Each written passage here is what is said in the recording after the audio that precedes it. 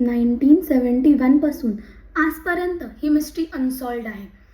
Dan Cooper नावाचा एक माणूस होता. त्यांनी फ्लाईट बोर्ड केली. त्याची सीट होती seat number 18C. Air hostess त्याच्याकडे त्याचं तिकीट चेक करायला आली. त्यांनी तिला एक चिठ्ठी दिली ज्याच्यामध्ये लिहिलं होतं आय हॅव बॉम्ब. जेव्हा सूटकेस उघडून दाखवली तेव्हा खरंच त्याच्यात बॉम्ब होता. त्याच्या बदल्यात त्यांनी 4 डिमांड्स ठेवला. एक तर मला $2 लाख पाहिजेत, दुसरं मला 4 पॅराशूट्स पाहिजेत, आणि तिसरं की मला प्लेन लोड करायला फ्युएल ट्रक पाहिजे, आणि चौथं इमिजिएट लँडिंग करा प्लेनची. बरं, ॲज पर हिज डिमांड्स प्लेनचं लँडिंग झालं.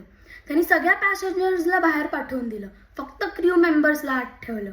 फ्युएल रिफिल झालं. त्यांनी प्लेन टुवर्ड्स मेक्सिको उडवलं आणि मिड एअर त्यांनी पॅराशूटमधनं उडी मारली. मिड एअरमध्ये हा माणूस गायब झाला. FBI ला काय वाटलं की तो ग्राउंडर आला की आपण त्याला पकडू, पण FBI ला चकमा देऊन पण हा माणूस वरच्या वर गायब झाला.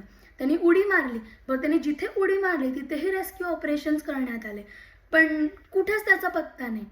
पण ट्विस्ट तेव्हा आला जेव्हा तब्बल 2 वर्षानंतर सेम नोटा एका मुलाला त्याच्या घराच्या बाहेर पुरलेला दिसला. तो माणूस गेला कुठे? मिड एअरमध्ये तो गायब कुठे झाला?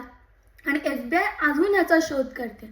तुम्हाला काय वाटतं मला कमेंट्समध्ये सांगा. And do follow for more.